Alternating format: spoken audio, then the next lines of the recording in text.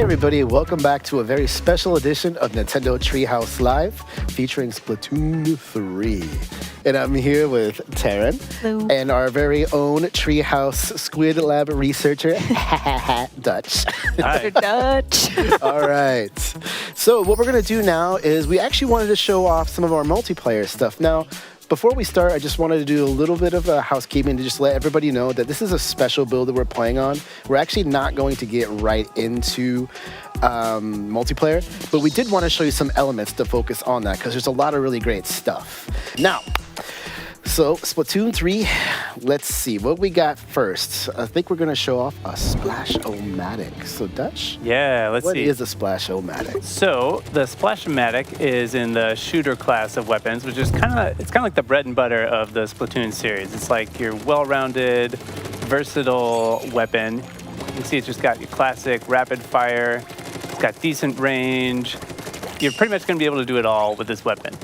And the most exciting thing about this set for me is the crab tank. We can see that's my special weapon in that upper right-hand corner. It's kind of shimmering there, so that means it's ready to go. So let's take a look. Here it is. This looks so good.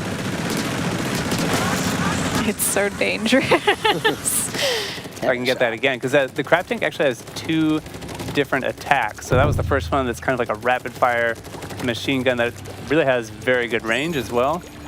And then there's another attack. It's kind of like this big shell that has an area of effect here. Great area effect. I really like using that one a lot.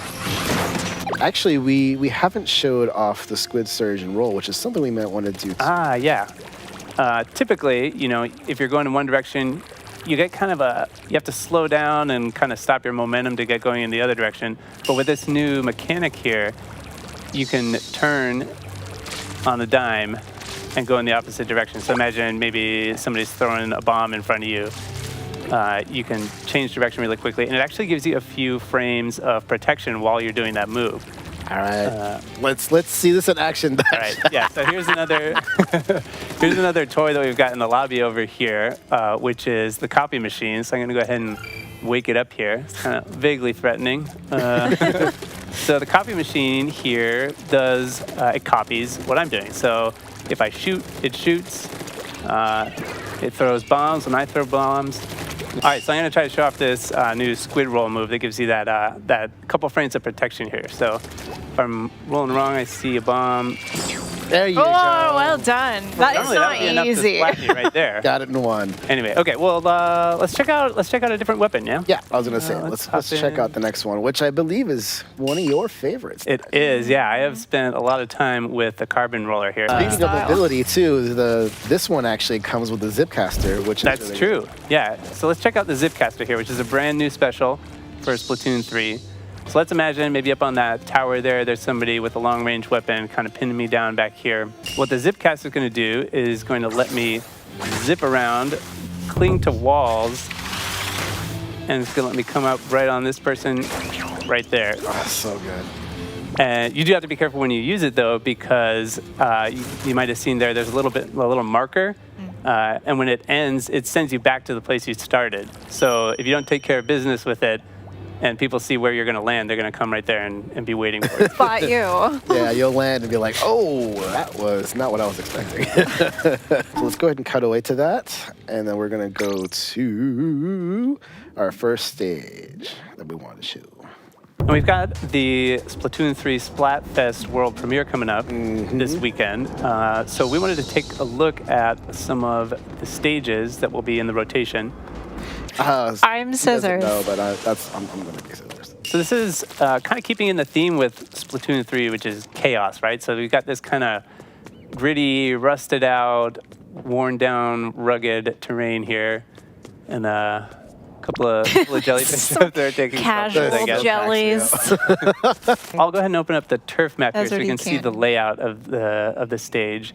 And so I'm thinking that for this particular stage, it's all going to be about this middle tower here, because that controls the access to each side. So that's the only way you're going to get into the other team's base. So let's come up here. Yeah, I feel Which is Dutch's favorite thing. Sorry.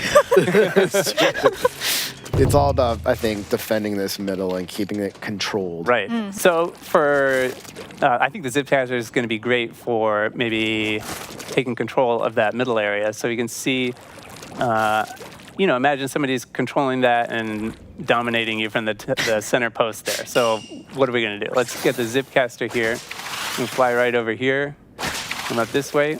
Ooh, It attaches to surfaces that you wouldn't normally be able to ink, correct? Did we already mention that? That's a great It's point. so powerful. It's really, really great. It's all about kind of moving in a triangle momentum.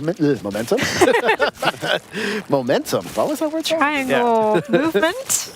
And that With combination of momentum. the good range and being able to stick to every surface really lets you kind of zip around the stage and get behind enemy lines. I imagine being unpleasantly surprised by thinking you're safe in one area, Yeah, and then exactly. some Dutch comes winging in with his carbon roller and zip caster. Let's take another look at Splat Charge. the Splat Charge. Demetrius's favorite, right? Just kidding. Oh, let's go back to the copy machine, and I can show off the special here. So this is another special that's brand new for Splatoon 3. This is so good. This is probably my Copy machine. personal favorite. Over the crab tank? So this is the ink vac, and what it's going to do is basically suck up any ink that's being fired at me, and then I can shoot it back, and it'll create a big explosion. So this is sucking up all the ink that the copy machine is shooting. I'm going to launch it back that way. Boom! You can see the range on that too. It's so good. You should try that one more time. You Name can of the see game is as long as ink the I'm most. standing, as long as I'm standing in front, I'm sucking up all that ink. So I'm not getting damaged by it. It's kind of absorbing it. But if you keep getting hit after it's full, that will take you out. So you have to be careful in timing it. So another thing that's back from Splatoon 2 is storing your charge, and then you can swim in the ink for a couple seconds before. Oh yeah, I always forget about that. So yeah, you're charging it, and then you swim, and then you release. Okay, yeah, that looks great. Yeah. All right, so why don't we show off and go to the second stage we wanted to show, which is Eel Tail Alley. So why don't we do it. cut away from this? And this is a different type of stage. We just saw kind of that rugged desert that Dutch was pointing out, but this is more of like a cityscape feel to it. Yeah, right off the bat, it's definitely a different feel. Let's take a look around here. Actually, one thing we should point out too, we haven't mentioned yet, was you just spawning right there, and that was one of the new features as well. Exactly, yeah. So you spawn actually from the air, and you can choose your landing spot as opposed to always spawning in the same spot. That really makes it a little more dynamic. Maybe you're getting pinned down in your base, but you can actually choose where to land so that you can kind of, approach your opponents from a different angle. So if I'm playing a charger on this map, I think it's going to be all about this catwalk up here. I think this is where I'm going to be living. And that's because I can get, the high ground to kind of control this area down here as the other team comes up the middle. Maybe if I want to get really aggressive, I might come all the way up to this front area and be looking down here, clear out the pigeons. Oh, Dutch. Why? Every time, Dutch. Poor pigeon. Pigeon never did anything to you. Yeah, this spot right here gives me access. I got a clear shot Look at you. at all these areas where the other team might come out.